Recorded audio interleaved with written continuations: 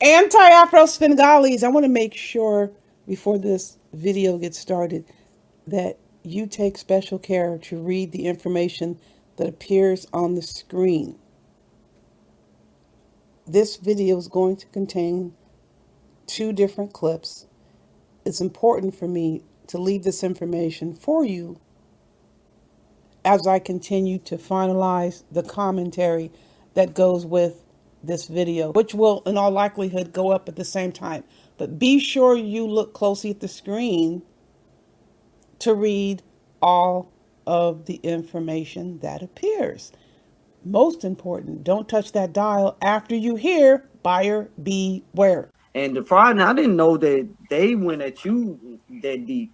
Now, anti-Afro Svengali did say that she didn't know my situation, so she was gonna check and see if I was still working and if I still had my license from the state of Tennessee, my insurance, my PNC license. And if so, she was gonna come for it.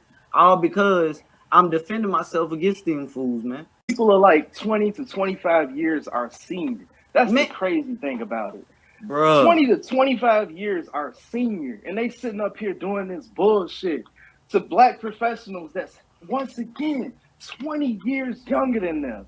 That is absolutely crazy. Then the crazy thing about it is that they bring speculation to what your level of professionalism is, as if they know what your responsibilities are at work, as if they know how high up on the chain you are. These people don't know shit about you. They don't know shit about shit besides probably what they do inside of their own little work field. That's about it. See, that's the thing, Defrauding. So Svengali sends people out as fillers to gain your trust, to learn everything they can learn about you. For me in my camp, it was a mod by the name of Mona De Leon. She was sent to our camp to get as much information on us as she could. Like we was good friends with Mona, but as soon as things went south with Svengali, she did the same thing. She hurried up and was like, "Yo, I'm riding with Svengali," and she was out, and she's never been back ever since. I think for T Pre, it may have been breaking the culture of silence, but they get people, they get folks. Well, Svengali in particular likes to connect herself with people that has not the best of backgrounds. Let me just say it like that. And I feel like she does that because in a way she gets a up on the person. And she may have felt like she had that in me because like Remix just said, don't nobody get shot in the head for no reason. I had to have been doing something, right? According to first of all, I know they, like I said earlier, they don't have no motion going on out here, man. Ain't no way in the world I believe that they have any type of motion going on in the streets by the way they talk and carry themselves. So, um, Remix, he just said himself, like I said during Propane's live, the dude that shot me said that I looked like the dude that broke into his house and stole. Like he said, it was some money and his car was stolen. I look like that guy. Of Yeah, course, mistaken identity. exactly. So, you know, he just went live. They was, I guess, they was about this message in the chat from Lula. They want a reaction out of you. That's the goal. And the reason why you guys really didn't hear me say anything towards Flacco or the good guys is because I would have faced self-incrimination in any type of way from that defense attorney. Because Svengali, she's the one that gave my court disposition to myself and my family. So I feel like she would have used anything she could against me and sent it to the defense attorney. And I wasn't willing to take that chance, bro.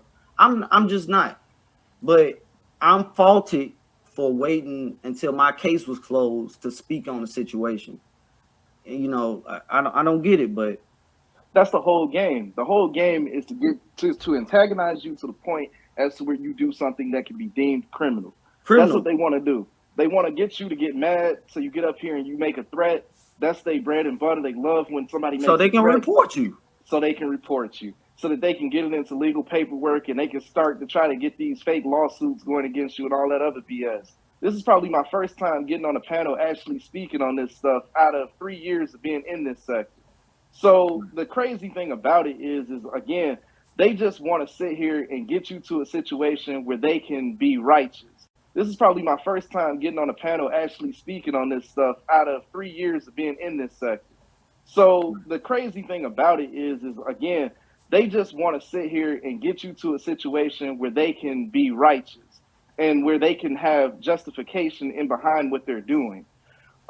Even offline, I have not really pressed the issue as hard as I can press it because I have so much other stuff going on in life. I don't really have time to press some issue about some YouTube bullshit. And that's pretty much what it is. It's just some YouTube bullshit. And the reason that they are doing this and they're trying to perpetuate a fire is over comments. Like, that is crazy. With all that's going on in the world right now, you come to my organization talking about some goddamn YouTube comments. That is the problem. And see, since I know that they like to take your comments and turn them against you and then go the legal route, I'm just not going to take a chance. Like Defrauding Charlatans just said, you know, a lot of them were caught up in lawsuits. I was caught up in an actual criminal case where I was the key witness.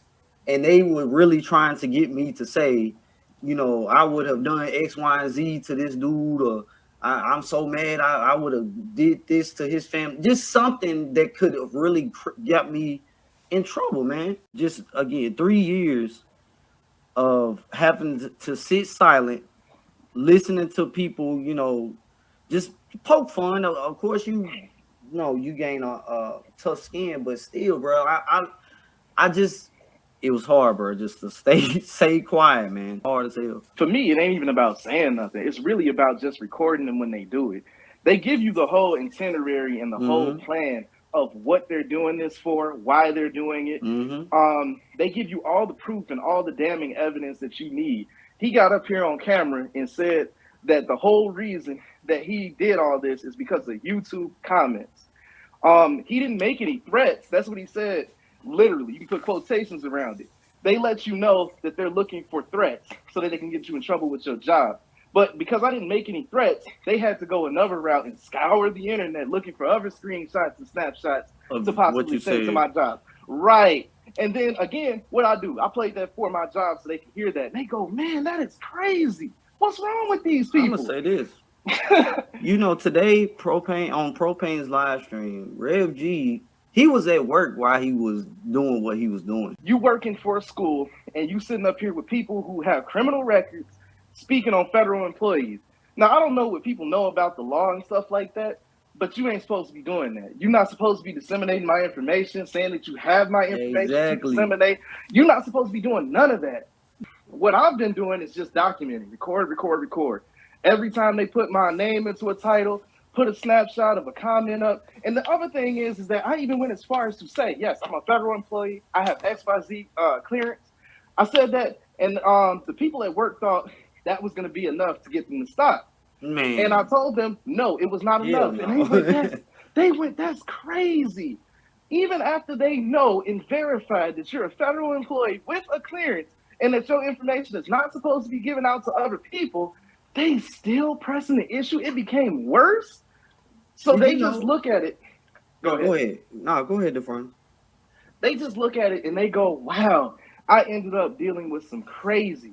And then they look at my content, of course, and they looked at it and they saw, in my content, you don't see them. Their name's not up there. I'm not posting no pictures. I'm not going back and forth. I'm not getting on the live stream talking greasy about them.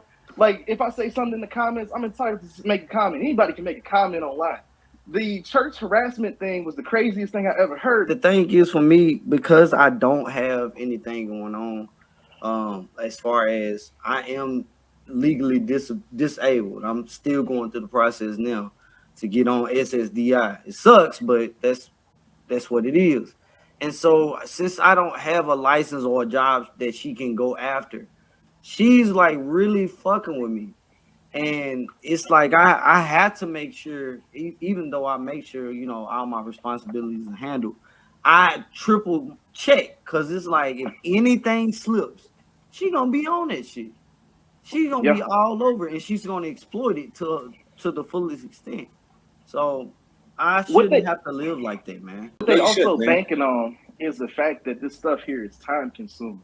So Cool. like when you sitting around having to jump on a live stream real quick, hit the record button, record from the beginning to the end. What happens is when you're trying to put all this stuff together and you make a file, because the thing is that you want to be able to drop this file on the right people at the right time, and then they get all the information, they get everything that they need, timestamps, dates, all that. You want to prepare it and organize it so that way when these people see it, it's a done deal. Everything moves quick. In the beginning, it's slow. It starts off real slow, but once you get everything together and everything is organized, it goes real quick. But the problem is again, it's time consuming. Going to your job and coordinating with them, having to explain to multiple different people in multiple different units and stuff is time consuming. All of this stuff requires so much time and so much effort. And they banking on the fact that you don't have that kind of time because we don't have a recon team and all that other stuff. Like when people talk about behind the scenes don't look the same for everybody. They on a whole another level now. They dealing with something else completely different that's separate, everything in YouTube. Some of these things that they've gotten involved with and some of the things that they are doing is no longer on YouTube. When it comes to me and my name, I would be very fucking careful what you say and what you get involved with and what you're seen doing. Because I swear to God, videotaping all of it. And I have to do that. It's not even something that I want to do. It's something I have to do. I would be careful. Do not fuck with me in that capacity. I'm saying that to the top of my ability. Do not fuck with me in that capacity. You can talk all the shit you want, make all the jokes you want, roast, cool, whatever. I'll roast back. I come from Chicago. We roast all day, every day. I don't care about that. Do not fuck with me in my job. I will say that again. Do not fuck with me in my job. Y'all keep throwing anti-Afro and Rev G. Listen. Nobody manipulates nobody over here. We didn't even know you people, what was going on with you people. You know what I mean? We got a relationship with anti-Afro based on none of this shit. It wasn't about you. Glorian and Bernice were the ones who wanted my wife to sue your license or whatever. It had nothing to do with no anti-Afro. You know what I mean? Like, yeah, I know y'all see her as a person who goes around and manipulate, but not over here. We don't see her that way. We don't look at it like that. There's no manipulation. There's no body forcing anybody to do anything.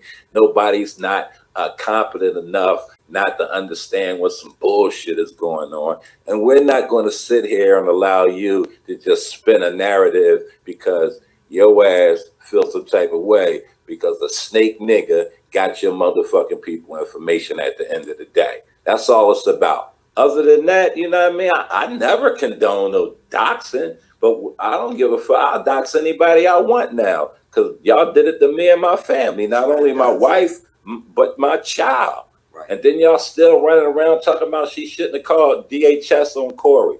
I'll call them on you if you fuck with my child or if I feel like your child is in danger.